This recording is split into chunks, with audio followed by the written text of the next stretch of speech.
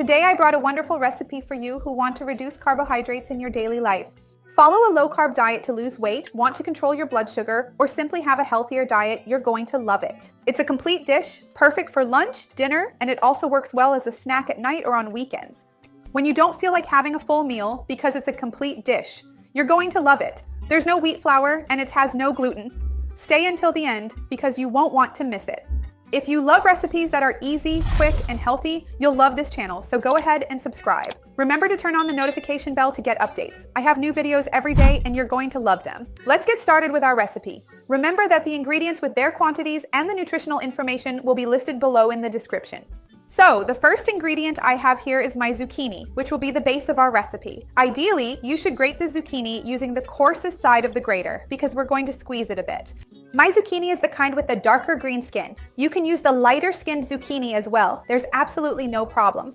Remember, it's an excellent vegetable with a low amount of net carbs, lots of fiber, plenty of antioxidants, and it's very filling. So let's squeeze it a bit here. So I take my zucchini here. I haven't added any salt or done anything else. I just grated it. And as we press it a bit, just with our hands, look how the excess liquid already starts to come out. This is an important step because zucchini contains a lot of liquid. And if we don't do this, it ends up taking a long time to bake in the oven.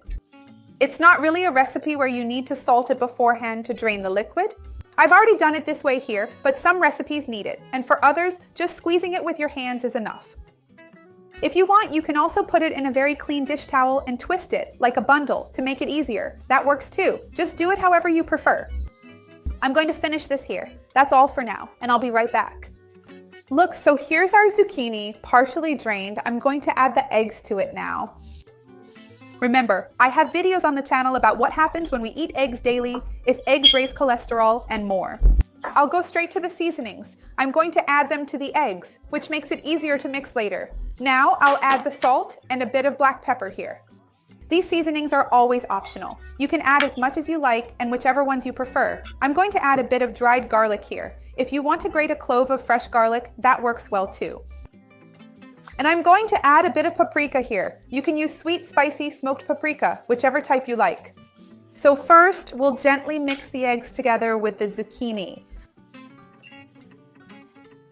I'm going to add my oat bran now, which will help give it the right consistency. I chose to use 2 low-carb flours here. Oat bran is low-carb because it's basically made from the outer fiber of the oat. So it contains much less net carbohydrate than rolled oats or even oat flour, which is processed from the whole oat. And it's actually good for us to add these fibers, especially if you're on a low-carb diet, to help maintain regular bowel movements.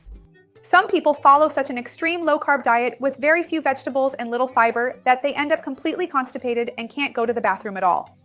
Remember that I have a video here on the channel talking about the best low-carb diet for your health, including one that's more sustainable in the long run, because some people do this for a long time, really for health reasons, and I'll leave that down below in the description for you. And now, to finish off our mixture, I'm going to add coconut flour, which is truly a magical option. It's going to give our dough a really nice texture. Remember that coconut flour is not shredded coconut, and it doesn't give the recipe a coconut flavor, so you can use it without worry. It's a truly low-carb flour and gives a very interesting texture to your dishes. It has a very high capacity to absorb water, so you'll see that it's already going to give our mixture a real dough-like texture. I'm going to finish organizing and mixing everything here, and then we'll move on to putting it together and assembling it. Look at how the dough turns out. I waited a few minutes while I was chopping up the filling ingredients and see how it's already reached a nice consistency. Now I'm going to do the following. I have my baking dish greased with a bit of olive oil. You can see it here. I'm going to put a layer of the batter here, spread it out, and then we'll add the fillings to finish off this delicious dish, which we'll then take to the oven to bake. So now I'm adding the filling. I've got some tuna and water and salt here, and I'm going to spread a layer of it over this. You can also use ground beef, shredded chicken, chopped eggs. Tell me how you're going to make yours. Even that leftover roast meat works great.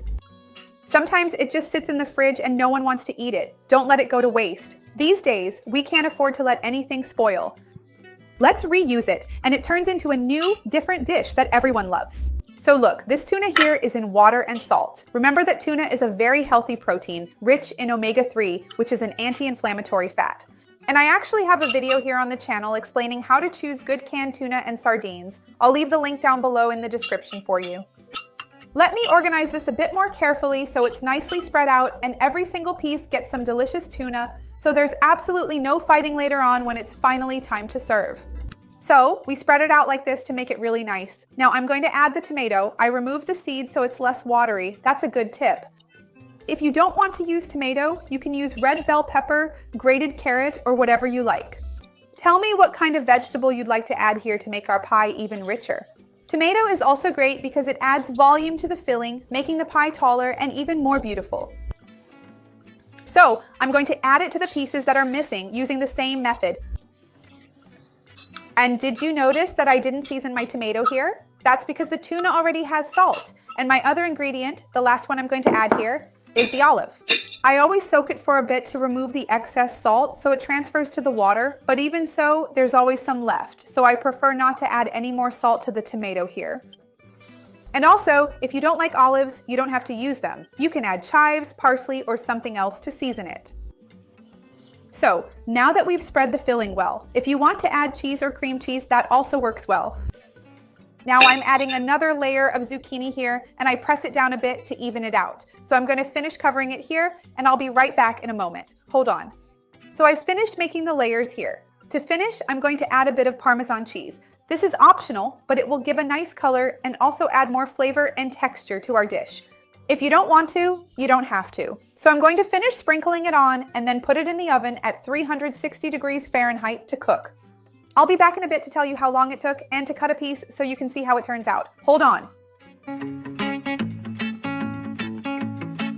Look, it took about 25 minutes for this recipe to be ready. The smell is amazing. I'm going to cut a piece right now so you can see the consistency because it really turns out amazing. Make it! You're going to love it! And let me know in the comments what filling you're going to use in your pie because I'd love to see your comment.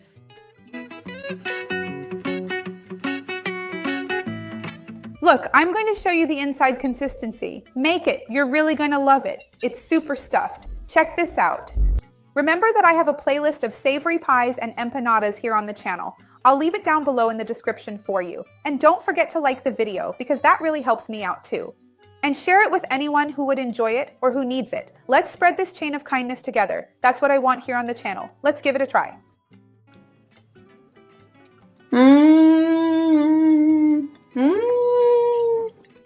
This seasoning is absolutely wonderful. This filling is really good. And the crust is amazing. Very light, but you can still feel the texture of the dough. It doesn't taste like a zucchini omelet at all. Make it, you're going to love it. See you next time. Bye.